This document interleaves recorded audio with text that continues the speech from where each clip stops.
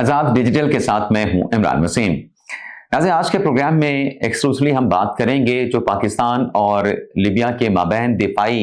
साजो सामान का जो मुआहदा तय पाया है, ये मुआहदा क्यों तय पाया?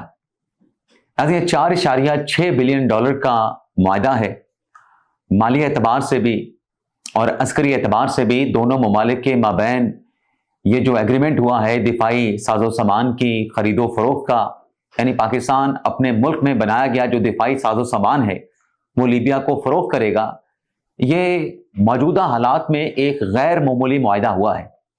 और 4.6 बिलियन डॉलर की अगर पाकिस्तानी रुपयों में रकम बनाई जाए तो ये 1288 अरब रुपए बनते हैं। अब इस मुआहदे की वजूहात क्या हैं? नाज़रीन,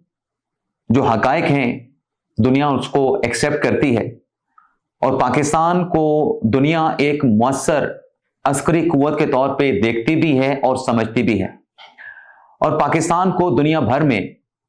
जंगी तजर्बे से लेस मुसल्लह अफवाज के हामिल मुल्क के तौर पे देखा जाता है। और इसकी जो हालिया मिसाल है, 2 दिन पहले जो अमेरिकी जरीदे वाशिंगटन टाइम में जो एक आर्टिकल लिखा गया जिसमें इस बात का एतराफ़ किया गया कि पाकिस्तान की मुसल्लह अफवाज की जो कारकर्दगी है उस कारकर्दगी ने ट्रंप इंतजामिया को हैरान करके रख दिया है। और मिलिट्री की इस परफॉर्मेंस की वजह से खास तौर पे मार्का हक में जो अपने से 5 गुना बड़े दुश्मन को नाको चने चबवाए गए, भारतीय सुरमाओं को, भारतीय अफवाज को जो धूल चटाई गई, उसके बाद मगरबी ममालिक में और ख़ास तौर पे अमेरिका में जो एक टर्म इस्तेमाल होती थी इंडिया फर्स्ट की, वो टर्म्स अब तब्दील हो चुकी है। अब पाकिस्तान को मौजूदा जो हमारा रजीम है अमेरिका में एक शराकतदार के तौर पे देखा जाता है। पाकिस्तान को मगरबी ममालिक में तक़वियत हासिल हुई है, अहमियत हासिल हुई है। और अमेरिकी जरीदे में जो आर्टिकल छपा है उसमें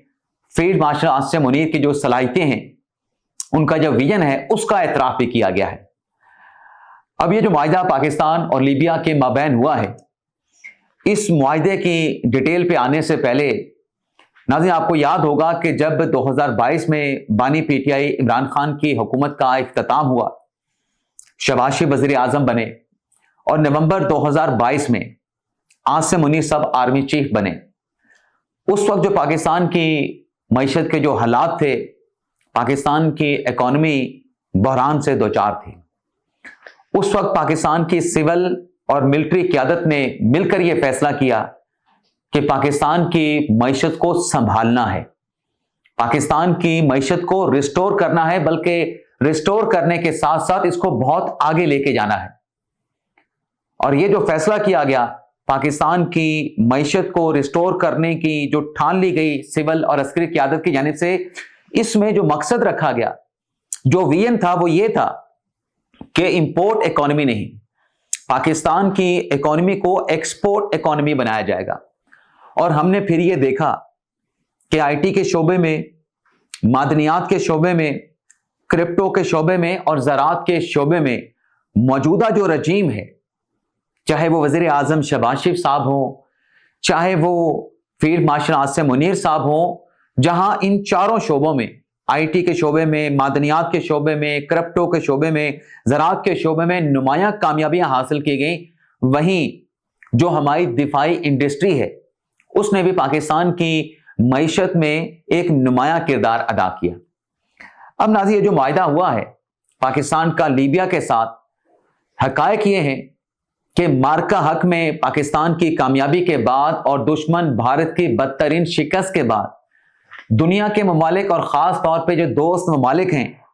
वो पाकिस्तान के दिफाई साजो सामान में गहरी दिलचस्पी का इजहार कर रहे थे।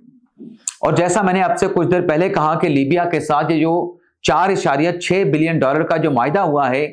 ये माली एतबार से एक गैर मामूली नोयत का मुआहदा है। 2.5 साल के अंदर इस मुआहदे की तकमील होगी और बावसूख ज़रा ये बताते हैं कि इस मुआहदे के हवाले से जो पहली अमाउंट है वो भी शायद जनवरी के अवाइल में पाकिस्तान को मिल जाएगी। अब इस मुआहदे के तहत नाज़रीन, पाकिस्तान ने लीबिया को बेचना क्या है? पाकिस्तान के अपने मुल्क में तैयार करदा जो दिफाई साजो सामान है چاہے وہ بری افواج سے متعلقہ ہو، چاہے وہ نیول افواج سے متعلقہ ہو، چاہے وہ فضائی فوج سے متعلقہ ہو، لیبیا کی فوج کو، لیبیا کے ملک کو یہ روایتی ہتھیار پاکستان فروخت کرے گا۔ لیکن ہتھیاروں کی دفاعی ساز و سامان کے اس ڈیل میں پاکستان کی جانب سے لیبیا کو 16 JF-17، ویسے تو مجموعی طور پہ 28 طیارے اس معاہدے کے تحت پاکستان لیبیا کو دے گا، لیکن اس میں 16 جو ہے فائٹر جیٹ وہ JF-17 ہوں گے۔ یہ ایک بہت بڑا بریک تھرو ہے۔ پاکستان میں جو JF-17 کی مینوفیکچرنگ ہوتی ہے اس کے لیے ایک بہت بڑا گیم چینجر ہے، بہت بڑا بوسٹر ہے، اور ان 16 فائٹر جیٹ کے ساتھ پاکستان لیبیا کو 12 مشتاق تربیتی جو طیارے ہیں وہ بھی فراہم کرے گا۔ اور جیسے میں نے کہا کہ یہ جو معاہدہ ہوا ہے 2.5 سال کے اندر اس معاہدے کی تکمیل ہوگی، تو ہماری تو دعا ہے اللہ تعالیٰ سے کہ یہ جو معاہدہ پاکستان کا لیبیا کے ساتھ ہوا ہے اس قسم کے اور بھی معاہدے ہوں۔ پاکستان کی جو اکانومی ہے جسے کنورٹ کیا جا رہا ہے امپورٹ اکانومی سے ایکسپورٹ اکانومی کی طرف، تاکہ پاکستان باہر سے قرض کی صورت میں ڈالر لینے کی بجائے اس قسم کا سامان بنا کے، دفاعی ساز و سامان بنا کے، آئی ٹی کی انڈسٹری سے، معدنیات سے، کرپٹو سے اور زراعت سے پیسے کما سکے، ڈالر کما سکے، تاکہ پاکستان کی جو معیشت ہے وہ مضبوط ہو۔ تو امید ہے کہ جو معاہدہ پاکستان کا لیبیا کے ساتھ ہوا ہے، اس قسم کے معاہدے فیوچر میں بھی پاکستان کے دوست ممالک کے ساتھ ہوں گے، دنیا کے دیگر ممالک کے ساتھ ہوں گے۔ اور جیسا میں نے آپ سے کچھ دیر پہلے کہا کہ معرکہ حق میں جو تاریخی کامیابی اللہ تعالیٰ کی طرف سے پاکستان کو دی گئی، اس کامیابی کے بعد دوست ممالک پاکستان کے دفاعی ساز و سامان میں گہری دلچسپی لے رہے ہیں، اور ایکسپیکٹڈ ہے کہ آئندہ آنے والے دنوں میں ایسی مزید بھی جو ڈیلز ہیں وہ دوست ممالک کے ساتھ ہوں گی، دنیا کے ممالک کے ساتھ ہوں گی۔ ایک تو ناظرین یہ ڈیٹیل ہوگی، لیکن اس معاہدے کا ناظرین آپ کانسیکوینس بھی دیکھیں کہ بھارت پاکستان سے 5 گنا بڑا معرکہ حق تو چلیں کچھ دیر کے لیے اس کامیابی کو سائڈ پہ رکھ دیں۔ اس معاہدے سے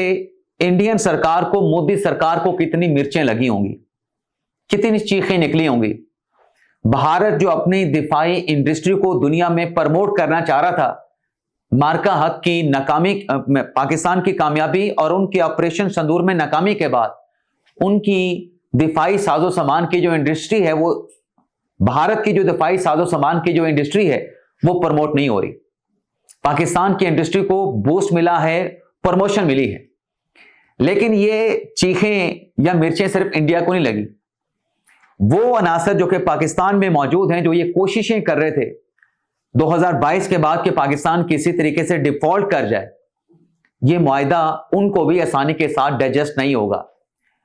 یہ معاہدہ ان کے لیے بھی صف ماتم ہے، یہ معاہدہ ان کی چیخیں بھی نکلوائے گا، کیونکہ ان کی طرف سے بھی سوال ہوتا تھا کہ کہاں ہے انویسٹمنٹ، پاکستان میں انویسٹمنٹ کہاں پہ آ رہی ہے۔ جتنی انویسٹمنٹ آ رہی تھی وہ ان کو نظر نہیں آ رہی تھی، لیکن یہ جو معاہدہ ہے، یہ معاہدہ ان کے ارمانوں پہ، ان کی توقعات پہ، ان کی امیدوں پہ 440 ووٹ کے جھٹکے سے کم نہیں ہے۔ تو یہ ناظرین ہمارا آج کا ولاگ، آپ سے اجازت چاہتے ہیں۔ اللہ تعالیٰ ہم سب کا حامی ناصر ہو، اور آخر میں تو آج میں ضرور کہوں گا پاکستان زندہ باد۔